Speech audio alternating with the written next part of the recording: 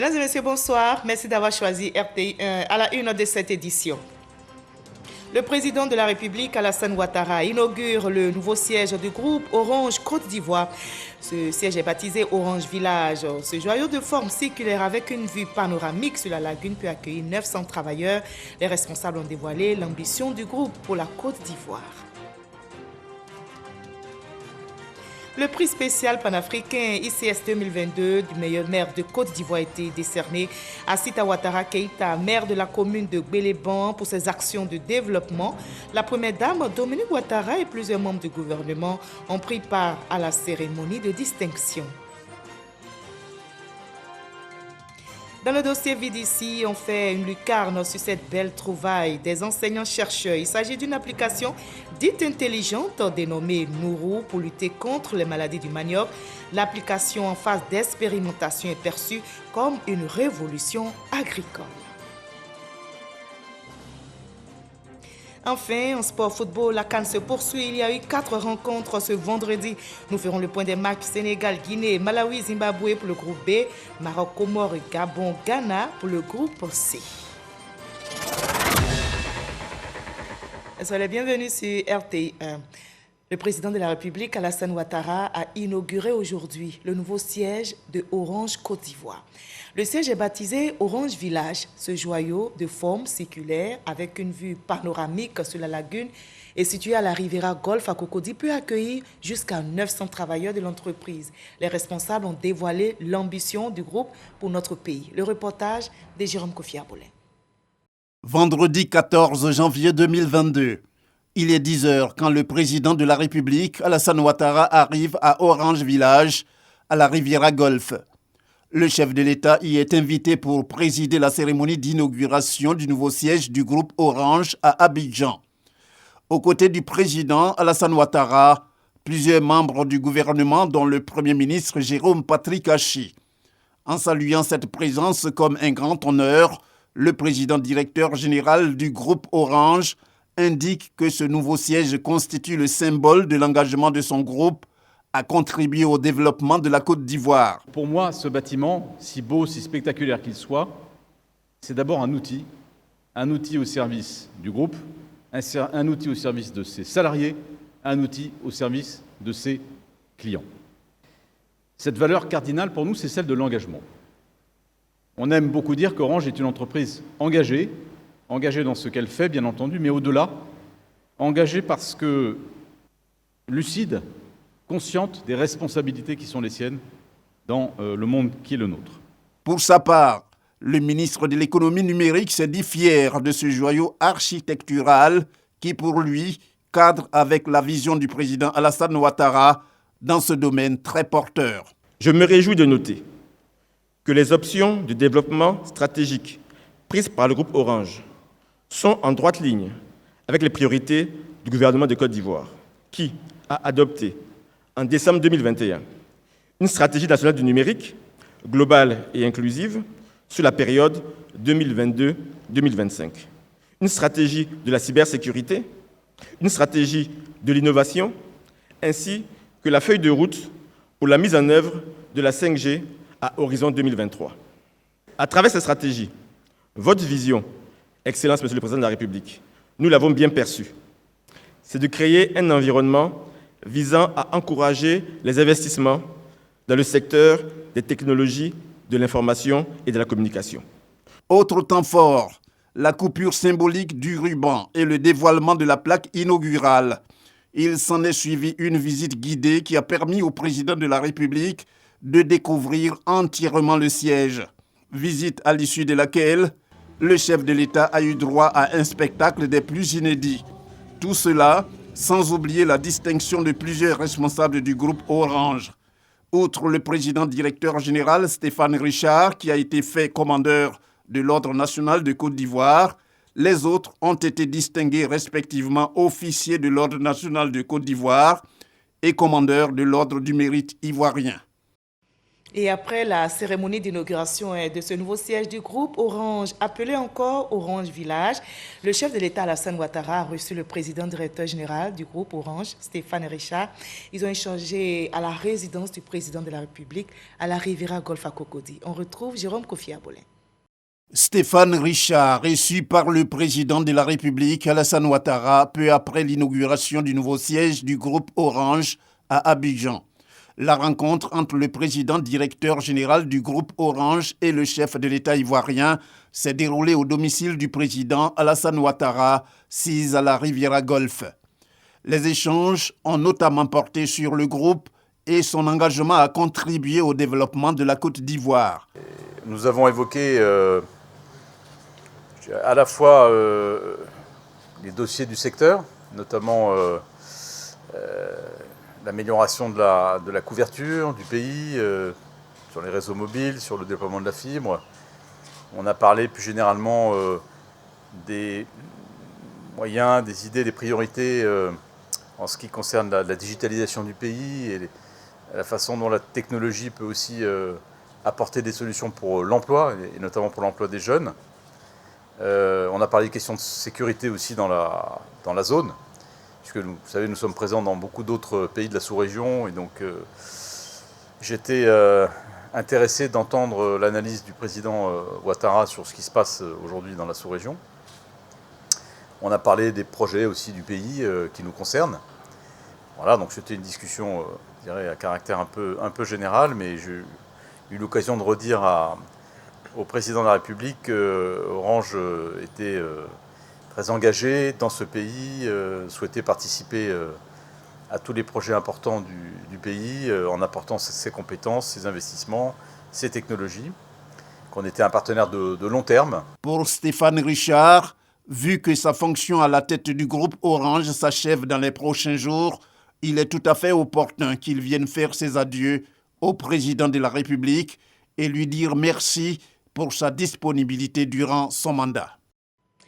Le prix spécial panafricain ICS 2022 du meilleur maire de Côte d'Ivoire a été décerné à Sita Ouattara Keïta, maire de la commune de Gbéléban.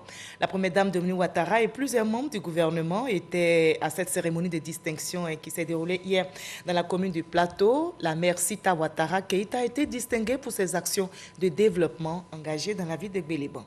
Herman Guivé. Sita Ouattara, épouse Keïta, maire de la commune de Gbéléban, un engagement total au service de sa population. Prix spécial panafricain ICS du meilleur maire de Côte d'Ivoire pour vos actions et projets de développement.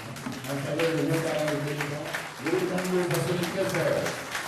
Désignée meilleure maire de Côte d'Ivoire, Madame le maire de Gbéléban reçoit le prix spécial panafricain ICS du meilleur maire de Côte d'Ivoire en présence de Dominique Ouattara, première dame. Dans un film institutionnel présentant l'essentiel de ses actions de développement, l'on note que depuis sa prise de fonction, elle ne ménage aucun effort pour rendre plus coquette la ville de Gbéléban avec un accent particulier mis sur le volet social, et ce sont les populations qui en parlent le mieux. Autant d'actions qui ont achevé de convaincre le jury de ICS sur le choix de sa personne comme meilleure maire de Côte d'Ivoire. Pour ses qualités de femme généreuse, travailleuse, perfectionniste, enquêteuse, elle reçoit aujourd'hui le prix panafricain ICS 2021-2022 du meilleur maire de Côte d'Ivoire pour ses projets et actions de développement en faveur de la population de Gbéléban. Une désignation dont s'est réjoui Madame le maire de Gbéléban, rappelant que son action quotidienne s'inscrit dans la vision du chef de l'État, Alassane Ouattara, de construire une Côte d'Ivoire émergente. Le prix spécial panafricain du meilleur maire 2021-2022 de la Côte d'Ivoire qui m'est attribué. Je le reçois avec humilité et modestie, car qu'est-ce qu'une élue locale d'une petite commune comme celle que je dirige pourrait faire pour améliorer le quotidien des populations dont elle a la charge, sans une politique de décentralisation bien pensée qui permette aux responsables de ces collectivités territoriales de répondre aux attentes, aux besoins vitaux à ceux qui leur ont confié leur destin. C'est en cela que je voudrais saluer vivement la politique de développement local du chef de l'État qui vise à réduire les disparités régionales et permettre à toutes les entités locales, sans exception, régions, communes, villes, villages et même les hameaux les plus reculés de la Côte d'Ivoire à disposer du minimum d'infrastructures à même de garantir une vie décente aux populations. La première dame Dominique Ouattara, plusieurs membres du gouvernement, filles et fils du Grand Nord et d'autres régions du pays, par leur présence, saluent cette distinction. Sita Ouattara et Keïta, maire de Gbéléban, entend maximiser davantage sur la formation des jeunes filles, l'urbanisation de la commune avec un nouveau schéma directeur, la modernisation de l'agriculture, la préservation de l'environnement, le financement et la gestion de coopératives agricoles et dans bien d'autres domaines d'activité. Je vous convie à une autre cérémonie de distinction, le prix Diamant Alassane Ouattara de la meilleure administratrice des structures de lutte contre l'exploitation et le travail des enfants est décerné à Patricia Sylvie Yao. La collaboratrice de la première dame ivoirienne se voit ainsi récompensée par l'organisation Afrique Vérité pour ses compétences. La première dame, Dominique Ouattara, salue le mérite de la lauréate. Serge Coléa. Elle est la directrice de cabinet de la première dame de Côte d'Ivoire depuis 2011, secrétaire exécutive du Comité national de surveillance des actions de lutte contre la traite, l'exploitation et le travail des enfants. Patricia Sylvie Yao est une des pièces maîtresses du dispositif de Dominique Ouattara. Elle veille notamment à la coordination des actions, au suivi et à l'évaluation de la politique du CNS. Son professionnalisme et ses qualités de manager aguerri sont reconnus par la structure Afrique Vérité, spécialisée dans la promotion de l'excellence et de la bonne gouvernance.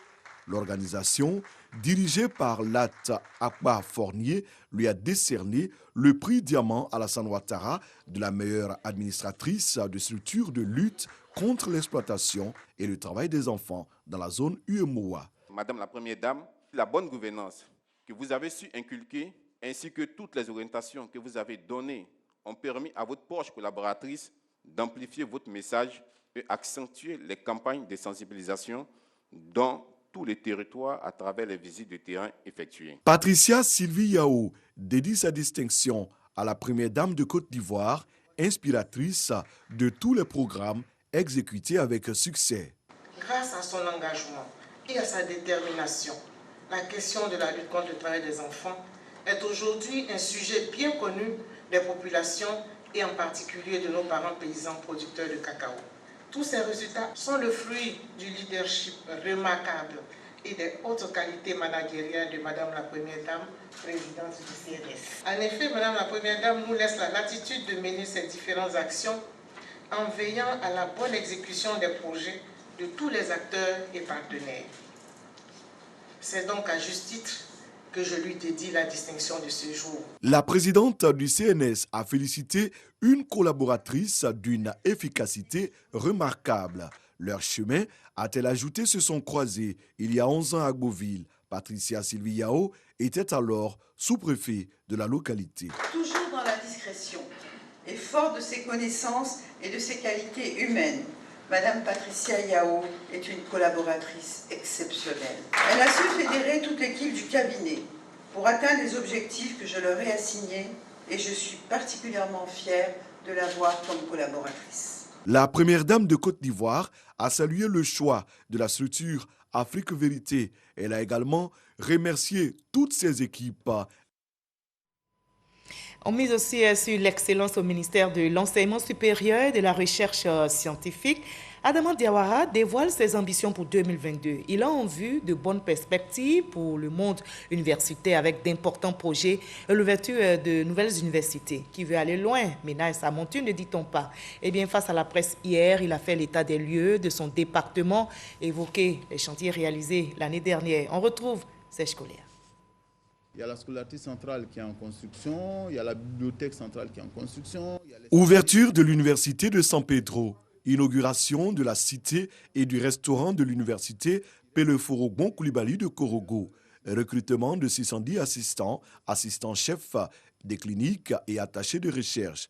Le ministre de l'Enseignement supérieur et de la Recherche scientifique se dit satisfait du bilan 2021 de son département. J'ajouterai quand même au niveau volet recherche scientifique la mise en place du fonds STI, le Fonds pour la science, la technologie et l'innovation, avec donc la mise en place du fonds d'établissement qui s'élève à 5 milliards de francs CFA. En 2022, Adama Diawara annonce le démarrage du programme d'extension des anciennes universités publiques à travers la construction et l'équipement de nouveaux amphithéâtres. Les travaux d'extension des universités anciennes qui sont en cours, qui relèvent de ce que l'on appelle le programme 2017, ces travaux d'extension seront achevés. Et de la même façon, vous avez les deux nouvelles cités universitaires, Korogo et Daloa, qui seront achevées. Et les cités périphériques d'Abidjan qui sont en réhabilitation, ces travaux-là seront également achevés. Je vais parler d'Abobo 1, Abobo 2, Port-Boué 3 et Vridi.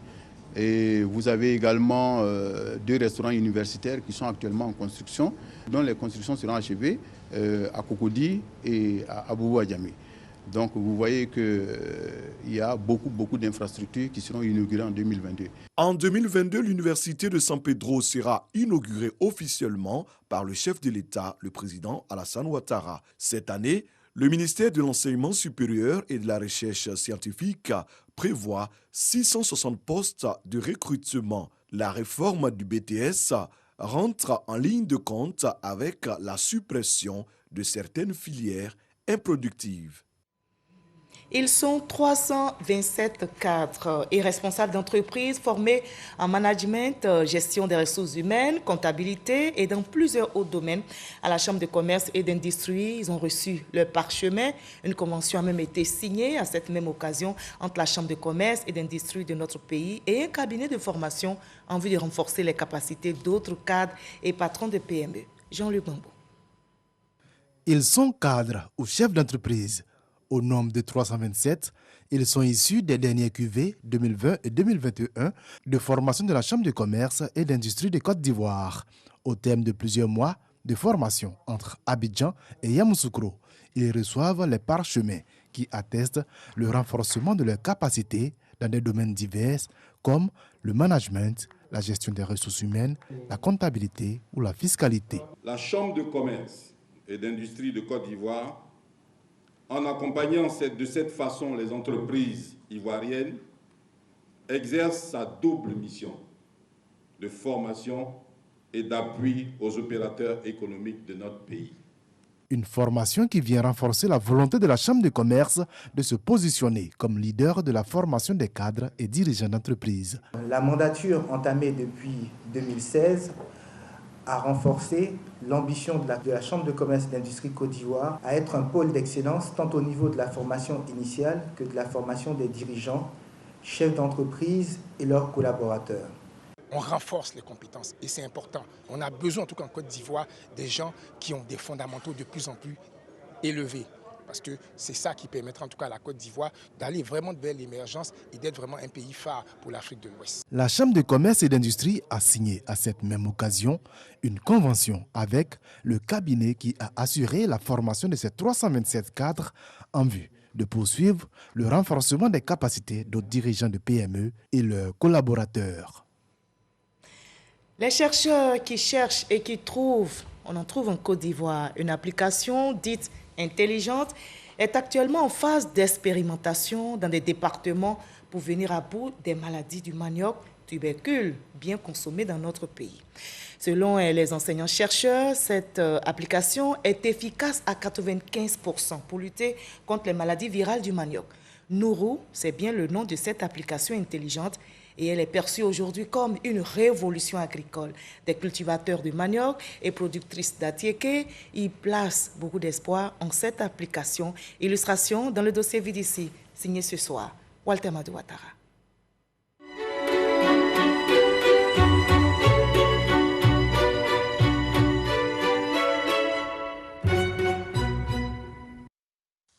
Armébé, village à Djoukrou situé à quelques encablures de la ville de Dabou, région des Grands Ponts. Thérèse Adjo, productrice de sémoules de manioc, appelée communément atiéké, se rend tous les matins dans le champ familial.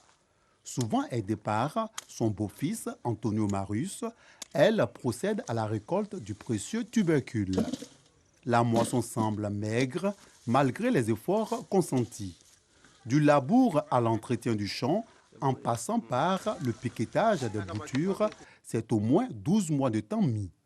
Mais qu'est-ce qui peut expliquer ce déficit de production? Les maniocs, quand on plante, il y a le feuille qui finit dedans. Et ces genres de manioc-là, quand on les tire, les maladies virales du manioc peuvent occasionner 40 à 90% de perte de rendement pour une parcelle de manioc. Les transformatrices du tubercule en Atiké témoignent. Quand le manioc est bon, il n'y a pas de taches au milieu.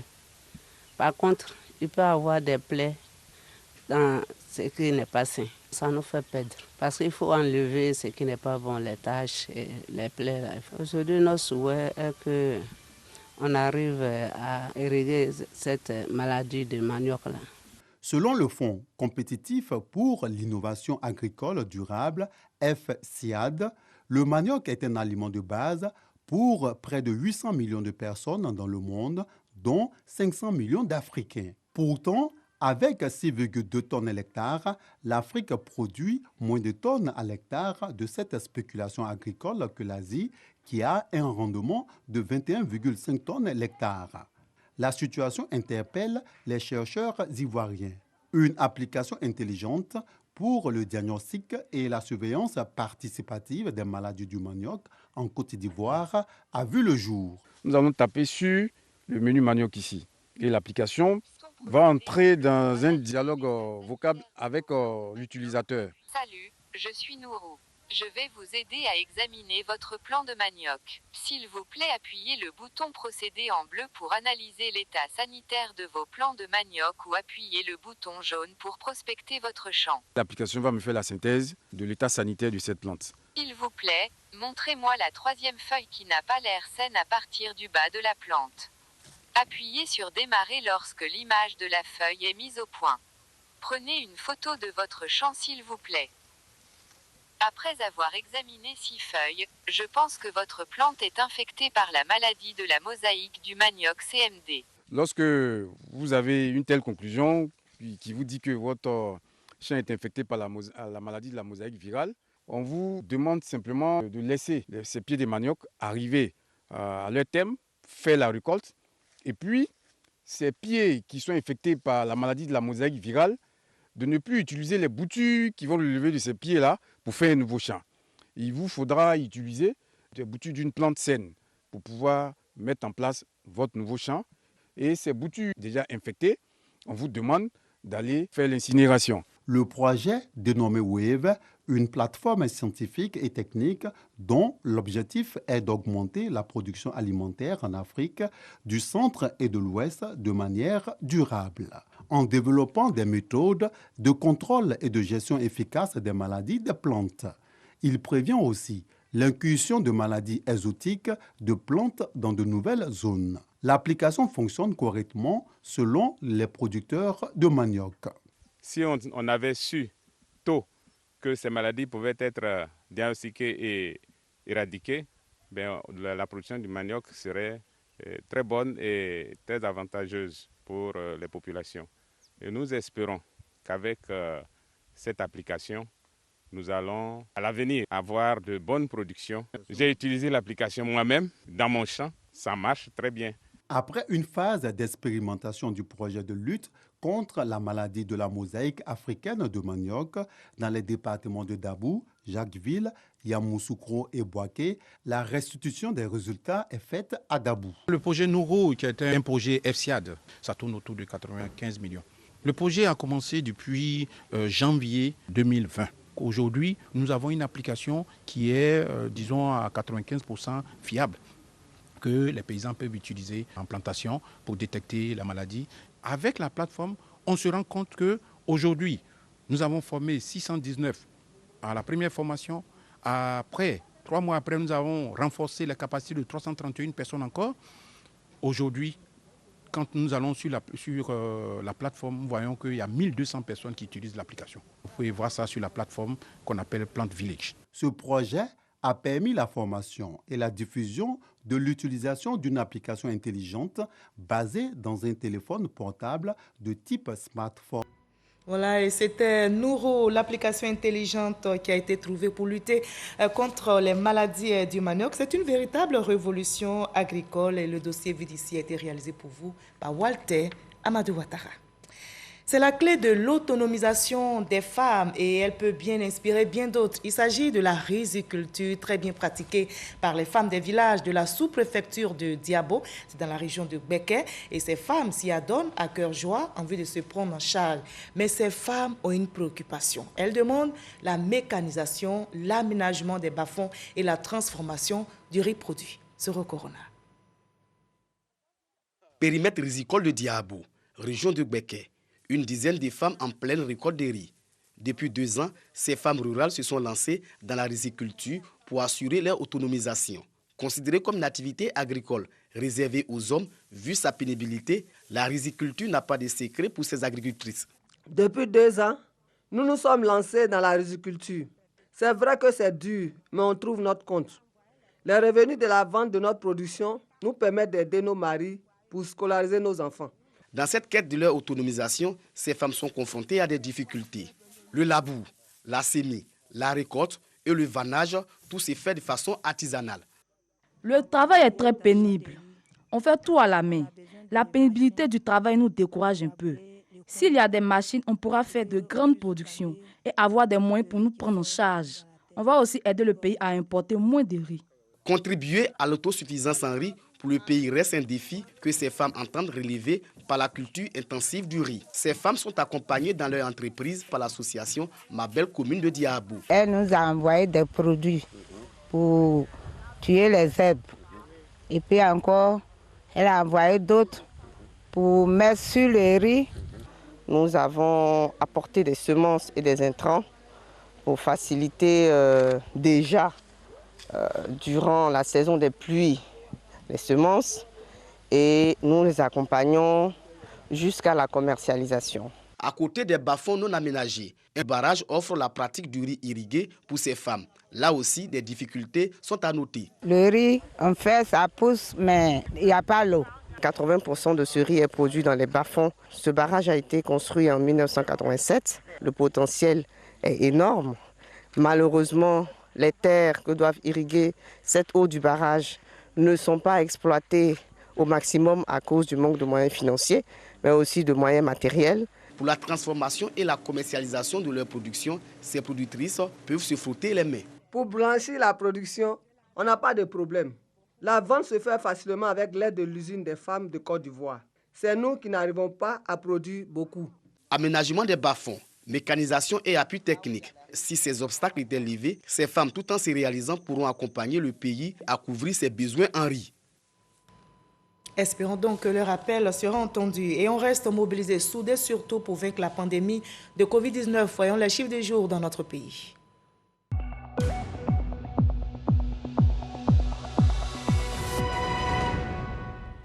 La vigilance reste de mise. Le coronavirus continue de circuler. Ce 14 janvier, les chiffres affichent en Côte d'Ivoire 204 cas positifs sur 4 729 échantillons prélevés, soit 4,3% de cas positifs, 411 nouvelles guérisons et un décès enregistré malheureusement ce jour. 5 871 cas actifs. Faisons-nous tous vacciner, préservons notre santé et celle des autres. Continuons surtout d'observer les gestes barrières. Et la lutte s'intensifie contre la pandémie de Covid-19 dans le monde. Un 5e vaccin vient d'être autorisé en France. Il s'agit du vaccin contre le coronavirus de l'américain Novavax. Les premières livraisons devraient avoir lieu début février prochain. À noter que l'Agence européenne des médicaments avait donné son feu vert le 20 décembre 2021 à ce vaccin basé sur la même technologie que celui de la coqueluche. Peut consulter dans les initiatives de gouvernance locale et de développement communautaire.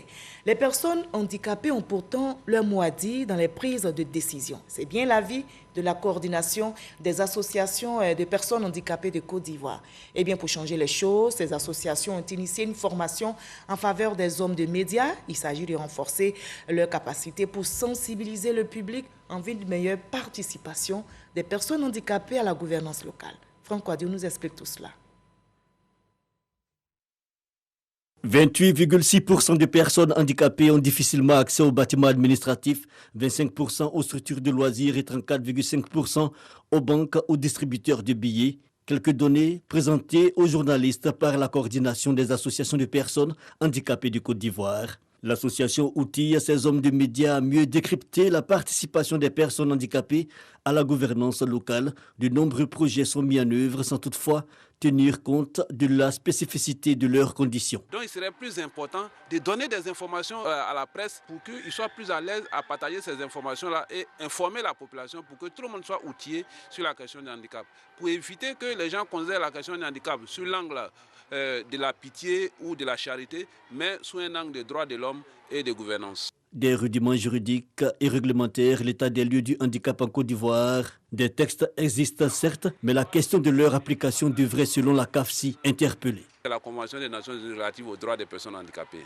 Cette convention, à son article 29, dit que la participation des personnes handicapées à la vie publique, à la politique, est une obligation.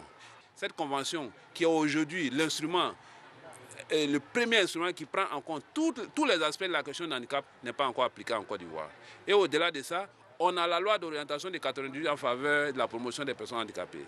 Cette loi-là est là depuis 98, mais attend encore des décrets d'application. De nombreuses attentes donc, mais les avancées saluées par la coordination et pour leur part, les journalistes participants apprécient l'approche. En participant aujourd'hui à cet atelier initié par la CAFSI, j'en sors enrichi, puisqu'il y a de nouvelles notions que j'ai eu à acquérir et je me dis que je suis maintenant outillé. Nous pouvons, avec ce que nous avons eu comme information, faire passer maintenant le message, surtout au niveau de nos médias, pour pouvoir en tout cas permettre aux décideurs de prendre en compte réellement le problème des personnes vivant avec un handicap ici en Côte d'Ivoire. Notons par ailleurs que cette formation à l'attention des journalistes s'inscrit dans le cadre du projet inclusif à Media Project qui, durant 2 mois, s'articulera autour d'une campagne en faveur de l'implication des personnes handicapées dans la gouvernance locale en Côte d'Ivoire, des échanges avec la presse et bientôt avec les gouvernants locaux avant les assises nationales de la CAFSI qui fêtera bientôt ses 10 années d'existence. Et la bonne nouvelle est tombée hier. Notez que le trafic aérien Abidjan-Dubaï reprend de plus belle. Emirates Airlines a effectué son premier vol hier jeudi 13 janvier à l'aéroport Félix Houphouët-Boigny d'Abidjan après l'arrêt de ses activités. Le ministère des Transports a annoncé la reprise des vols Abidjan-Dubaï de cette compagnie aux usagers. Jamagaki. Il est 16h11 quand le Boeing 777-300ER de la compagnie aérienne Emirates Airlines procède au roulage au sol. Il se prépare à décoller sur le numéro EK788 après 18 jours de suspension de vol en provenance d'Abidjan vers Dubaï. La cause de l'arrêt, une volonté de l'entreprise au vu de la montée des cas confirmés du variant Omicron dans 10 villes africaines. Le ministère des Transports, par le biais de l'Autorité nationale de l'aviation civile, ANAC, annonce officiellement la reprise des activités de cette compagnie. Aujourd'hui, la compagnie a décidé de reprendre ses vols, ce qui veut dire que les choses vont mieux. Le vol s'est posé à 14h17 à Abidjan et a redécollé à 16h19 et tout s'est très bien passé. Les usagers de l'entreprise Dubaïote pourront désormais embarquer vers leur destination de préférence, à l'instar des autres sociétés internationales d'aviation.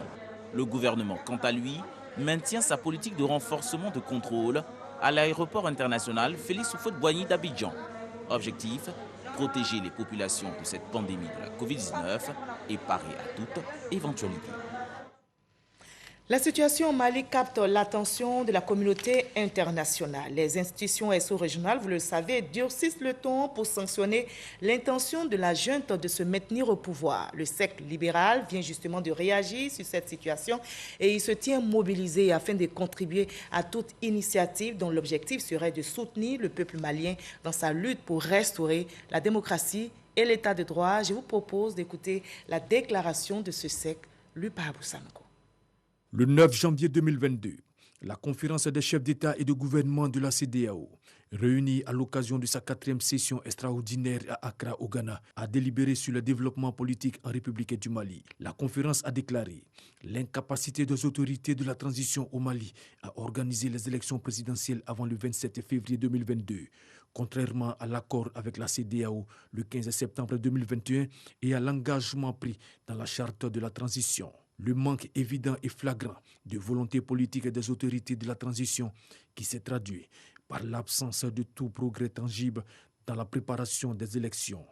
La conférence, après avoir pris note des conclusions des assises nationales du 13 décembre 2021, qui ont adopté un chronogramme qui prévoit la tenue d'élections présidentielles d'ici la fin décembre 2026, soit une période de transition de 6 ans et demi, a décidé de renforcer les sanctions initiales prises le 12 décembre à Abuja, au Nigeria, a adopté des sanctions additionnelles vigoureuses, incluant des sanctions économiques et financières. Au regard de la gravité des événements qui compromettent la paix, le développement et la stabilité du Mali, le cercle libéral exprime son soutien actif aux décisions pertinentes et courageuses de la conférence des chefs d'État et de gouvernement de la CEDEAO et de l'UEMOA. Encourage les États membres de la CEDEAO et de l'UEMOA à mettre en œuvre avec la plus grande rigueur les dites décisions.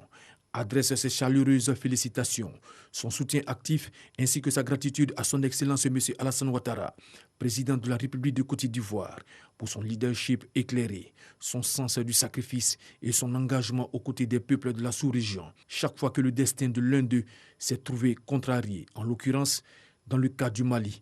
Outre l'accompagnement diplomatique, cet engagement s'est aussi matérialisé par l'envoi d'un contingent de soldats ivoiriens dans le cadre de la MINUSMA, la mission des Nations Unies pour la stabilisation du Mali. Le cercle libéral note avec une grande satisfaction le soutien franc de l'Union européenne, de la France et des États-Unis d'Amérique aux décisions prises le 9 janvier par la conférence des chefs d'État de la CEDEAO et de l'UEMOA, appelle le peuple de Côte d'Ivoire à manifester sa fraternité et sa solidarité envers le peuple frère du Mali. Le cercle libéral se tient mobilisé afin de contribuer à toute initiative régionale, africaine ou internationale dont l'objectif serait de soutenir le peuple malien dans sa lutte pour restaurer la démocratie et l'état de droit.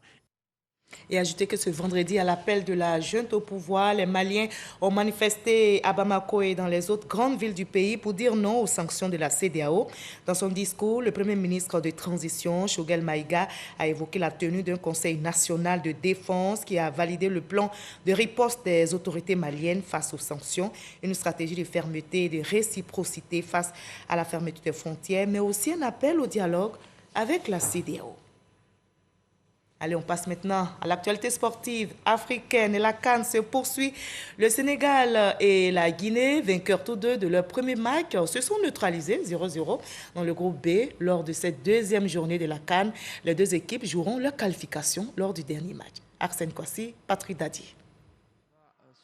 Le Sénégal et la Guinée-Conakry se maintiennent au sommet du groupe B à l'issue de la deuxième journée de phase de groupe de la CAN 2021.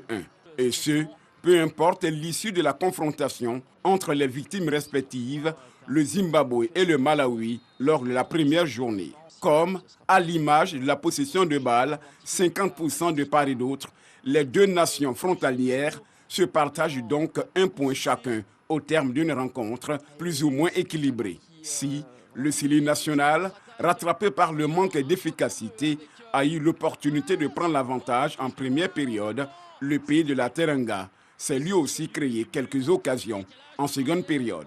Mais les deux sélections ne parviennent pas à trouver la faille. Match nul 0-0 entre les favoris de ce groupe B, où tout peut encore arriver. Le Sénégal et la Guinée restent leaders au classement avec le même nombre de points. Les Lions clôtureront la phase de groupe face aux Flammes du Malawi mardi prochain, tandis que le Sili national affrontera en même temps les Warriors du Zimbabwe. Le duel entre le Malawi et Zimbabwe, deux équipes qui n'ont jamais franchi le premier tour lors d'une phase finale, s'est soldé par une victoire 2-1 des Malawites. Opposition réussie du côté des Marocains, les Marocains qui se sont imposés 2-0 contre les Comores. Un deuxième succès consécutif après celui contre le Ghana qui permet ainsi au Maroc de décrocher sa qualification pour le 8e de finale. Arsène Kwasi, Patrick Dadi. Malawi-Zimbabwe, derby d'Afrique australe entre deux équipes qui ont perdu lors de la première journée.